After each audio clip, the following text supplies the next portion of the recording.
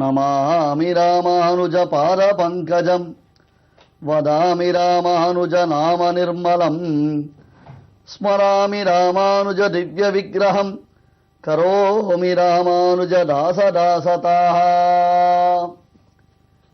இது ஒரு அற்புதமான ஸ்லோகம். வடதேசங்களில் இந்த ஸ்லோகத்தை எப்பொழுதும் அனுசந்தித்து வருவதாக அடியனுக்கு மிகவும் ஆப்ததமரான ஸ்ரீ உவே கே.பி. தேவராஜன் சுவாமி தெரிவித்தார்.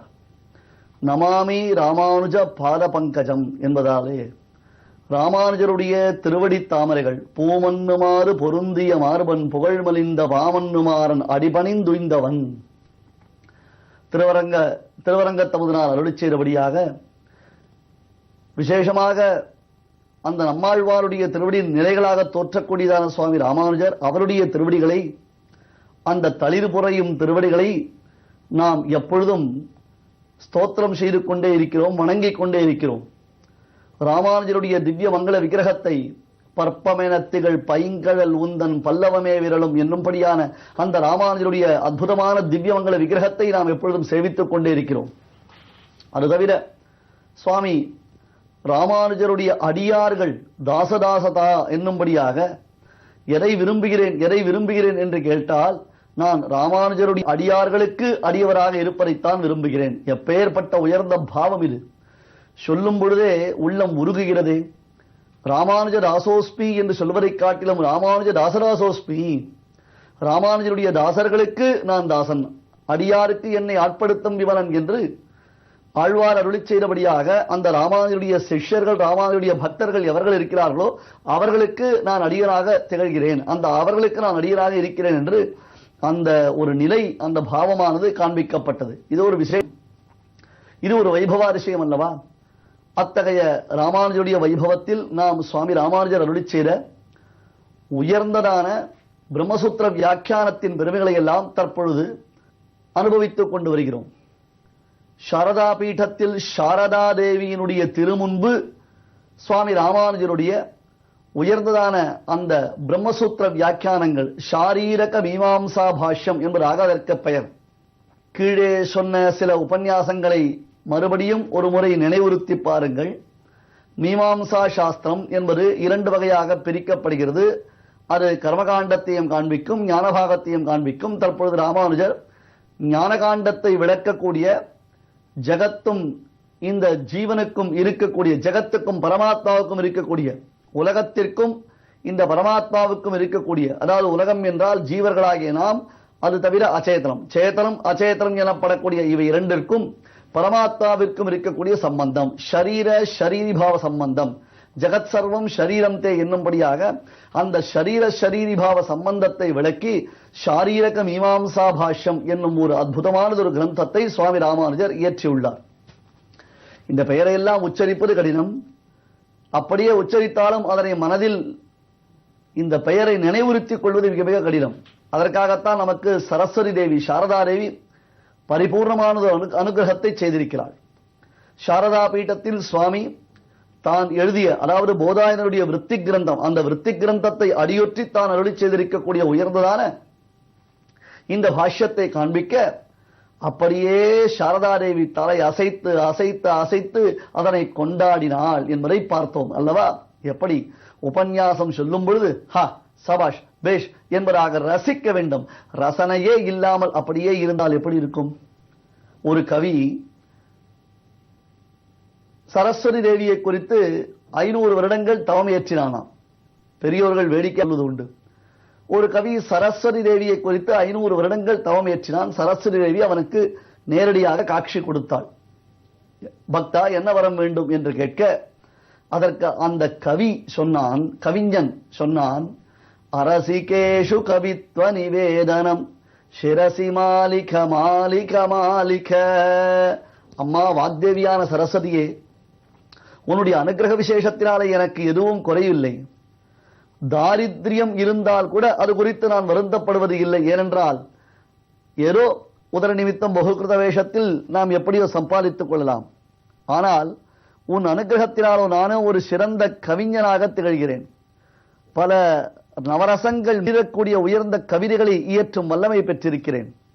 அந்த கவிதைகளை நான் எடுத்துச் சொல்லும் பொழுது ரசனையில்லாத ஒருவன், ஜடத்தை போன்ற ஒருவன், அவன் முன்னிலையில் கவிதையை நான் விண்ணப்பிக்கும் ஒரு தள்ளெழுத்தை என் தலையில் எழுதாரே. அரசிகேஷு கவித்துவ நிவேதனம். ரசனையில்லாதவர்கள் முன்பு பரமரசமான விஷயங்களை சொல்லும் ஒரு துர்பாக்கியத்தை எனக்கு விலக்கிவிடு. காசு பணத்திற்கு நான் ஆசைப்படுவதில்லை. கலைஞர்கள் காசு பணத்தை காட்டிலும் அவர்கள் பாராட்டைத்தான் விரும்புகிறார்கள், ரசிப்பதைத்தான் விரும்புகிறார்கள். தாங்கள் சொல்லக்கூடிய விஷயத்தை சபையோர்கள் ஆனந்தப்பட்டு ஹ சபாஷ் பேஷ் பலே என்பதாக கையை தட்டி தலையசைத்து சிரேஷ்டாக சிரக்கம்பினகா என்பார் சுவாமி ஸ்ரீ வேதாந்த தேசிகன். அப்படி தலை அசைத்து அசைத்து அனுபவித்து அவர்கள் கேட்டார்களேயானால் சொல்பவர்களுக்கு ஆனந்தத்தினாலே அற்புதமான அர்த்த விசேஷங்கள் ஊற்றெடுக்கும்.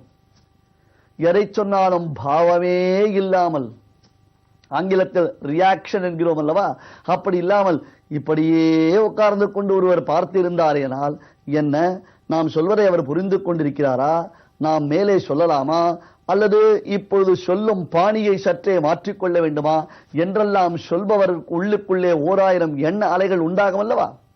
அப்படி இல்லாமல் நம் ரசனையை எப்படி கவிதை இயற்றுவது என்பது ஒரு சாமர்த்தியமோ அதுபோல ரசிக்கத்தன்மை என்பது ஒரு சாமர்த்தியம். அந்த ரசனை என்பது ஒரு சாமர்த்தியம். அந்த ரசனையுடன் இருந்து தான் எல்லாவற்றையும் நாம் அனுபவிக்க வேண்டும் என்பதை சாட்சாத் ரசிக ரஞ்சனியான சரஸ்வதி தேவி இங்கே காண்பிக்கிறார். அதுவும் சுவாமி ராமானுஜர் சாட்சாத் ஆதிசேஷனுடைய திருவவதாரம் என்பதாக பெரியோர்கள் அவரை கொண்டாடுகிறார்கள். இவர் யார் சுவாமி? அனந்த பிரதமம் ரூபம் லக்ஷ்மணஸ்து ததப்பரம் பலபத்ர திருத்தீயஸ்து கலௌ ராமானுஜோ முனிகி என்ற அனந்தாழ்வானாக முதல் அவதாரம், லக்ஷ்மணனாக இளைய பெருமாளாக 2வது அவதாரம், பலபத்ரனாக 3வதாக பலராமனாக அவதாரம், 4வது கலௌ ராமானுஜோ முனிகி என்ற அவதாரம் செய்திருப்பவர் 1000 நாப்படைத்த ஆதிசேஷனே பகவத் ராமானுஜராக அவதரித்திருக்கிறார் என்றால் வியாக்கரண சாஸ்திரம் சம்ஸ்கிருத இலக்கணம் எப்படி நடையாடும், அந்த வார்த்தைகளுடைய பதங்களுடைய சுவாரஸ்யங்கள் எப்படி போட்டி போட்டுக் கொண்டு விழும். இதனை சரஸ்வதி ரசித்து ரசித்து தலை அசைத்து அசைத்து இசைத்து கொண்டாடினாள். ஸ்ரீமத் பாஷ்யம் நிஷம்ய அத்புதமிதி சிரசா சாரதா ஸ்லாகமானாம். அத்புதம் அத்புதம் அத்புதம். ஹா சுவாமி மறுபடியும் அதை சொல்லுங்களேன், மறுபடியும் அதை சொல்லுங்களேன் என்று கேட்டு கேட்டு ஆனந்த பரிதரானாள். உடனே சுவாமியினுடைய ஸ்ரீசுக்திக்கு தான் ஒரு பரிசு கொடுக்க வேண்டுமே. ஒரு குழந்தை அழகாக வந்து நம்மிடத்தில் பேசுகிறது, நாம் அந்த குழந்தையை எடுத்து கொஞ்சுகிறோம். உடனே அந்த குழந்தைக்கு ஏதாவது பரிசளிக்க வேண்டும் என்னும் எண்ணம் நமக்கு உண்டாகாதா? அதுபோன்று தான் இங்கே சுவாமியினுடையதான வியாக்கியானங்களுடைய வைபவாதிசயத்தை அனுபவித்த சரஸ்வதி தேவி உடனே அந்த வியாக்கியானத்திற்கு ஷாரீரக மீமாம்சா பாஷ்யம் என்று முதலில் சொன்னோமே, அப்பொழுது நமக்கு புரியாத உடனே அந்த வியாக்கியானத்திற்கு சரஸ்வதி தேவி திருநாமம் விட்டு அழைத்தாள். இது முதற்கொண்டு இனி இந்த பாஷ்யம் ஸ்ரீபாஷ்யம், ஸ்ரீபாஷ்யம் என்பதாக இது கொண்டாடத்தக்கதாய் விளங்கட்டும். இனி இந்த புத்தகத்தை எல்லோரும் ஸ்ரீபாஷ்யம் என்று சொல்லட்டும். உடனே யோசித்தாளாம் சரஸ்வதி, இல்லை இல்லை இது போராது, இந்த ஸ்ரீபாஷ்யம் என்னும் ஒரு பெயரை வைத்து அழைத்தது போராது, மேலும் இதற்கு பெருமை அளிக்க வேண்டும் என்பதாக யோசித்தவள், சரி இந்த ஸ்ரீபாஷ்யம் என்னும் நூலை இயற்றினதான வள்ளல், இதனை அருளிச் செய்திருக்கக்கூடிய சுவாமி ராமானுஜர், அவருக்கு என்ன திருநாமம்? அவருக்கு ஸ்ரீ பாஷ்யக்காரர் என்பதாக திருநாமம். போருமா? இல்லை இல்லை இது போராது, இது போராது, இன்னும் இவருக்கு பெருமை அளிக்க வேண்டும், இன்னும் இவருக்கு பெருமை அளிக்க வேண்டும். எதை அளிப்பது?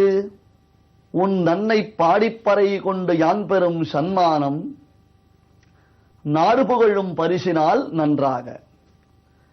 பரிசு அளிப்பது பெருமைக்குரிய விஷயம் என்றால் அதைவிட பரிசு பெறுபவர் மிகவும் பெருமைப்படத்தக்கவராய் விளங்குகிறார். மேலும் ஒருத்தரிடத்தில் பரிசு பெற்றால் மற்றவர்கள் அவர் மீது பொறாமை கொள்வார்கள். அவருக்கு என்ன யோக்கியதை இருக்கிறது? அவரை எதற்காக பாராட்ட வேண்டும்? எல்லோரும் அவரை தலையில் தூக்கி வைத்துக் கொண்டாடுகிறீர்களே, இவ்வளவு பெரிய பரிசை அவருக்கு அளிக்க வேண்டுமா என்றெல்லாம் கேட்பார்கள் அல்லவா. அளிக்கக்கூடிய பரிசு அற்புதமானதொன்றாக இருக்க வேண்டும். அது தவிர அந்த பரிசு எல்லோரும் ஏற்றுக்கொள்ளக்கூடியதாக, எல்லோரும் மகிழ்ந்து பேசும்படியாக இருக்க வேண்டும். ஸ்ரீபாஷ்யம் என்பதாக நூலுக்கு பெயர் வைத்தாகிவிட்டது. அடுத்தது நூலை இயற்றியுள்ளதான வள்ளல் பெருமகனார சுவாமி ராமானுஜருக்கு ஸ்ரீ பாஷ்யக்காரர் என்பதாக திருநாமம் விட்டு அழைத்தாகிவிட்டது. இதுவும் போராது என்று நினைத்தவளான அந்த வாக்தேவியான சரஸ்வதியானவள் சற்றே அவள் நன்கு ஆலோசித்து யோசனை செய்து பார்த்து உடனே ஒரு மாபெரும் காரியத்தை செய்தாள். அவள் அளித்த பரிசை ராமானுஜர் அடைந்த பொழுது இந்த உலகமே சரஸ்வதி தேவியை, சாரதா தேவியையும் கொண்டாடிற்று, சுவாமி ராமானுஜரையும் சேர்த்து கொண்டாடிற்று. அத்தகையதொரு பரிசு, பரிசு நாடு புகழும் பரிசு, நாடு புகழும் நல்ல பரிசு. ஒருவர் பெற்ற பரிசை உலகமே கொண்டாடியது என்றால் அது இந்த சமயத்தில் தான் நாம் பார்க்க வேண்டும். சரஸ்வதி தேவிக்கு எந்த அளவிற்கு சுவாமி ராமானுஜருடைய திவ்யமான அந்த ஸ்ரீசுக்திகளில் அவர் எழுதியிருக்கக்கூடிய வியாக்கியானத்தில் ஒரு ஆனந்த பாரிப்பு ஏற்பட்டது என்றால் இத்தகையதொரு பரிசு அவள் அளித்திருப்பாள். துளியும் தங்களை ஆனந்தப்பட்டாள், சந்தோஷப்பட்டாள், ஆஹா ஆஹா என்று கொண்டாடி கொண்டாடி அவள் ஒரு பரிசு அளித்தாள். அது எத்தகையது, என்ன ஒரு மேன்மை அந்த பரிசுக்கு உடையது. அதனை நாம் எந்த விதத்தில் கொண்டாடலாம்? சுவாமி ராமானுஜருடைய தெய்வீகமான பயணங்கள் தொடர்ந்து கொண்டு தான் இருக்கின்றன.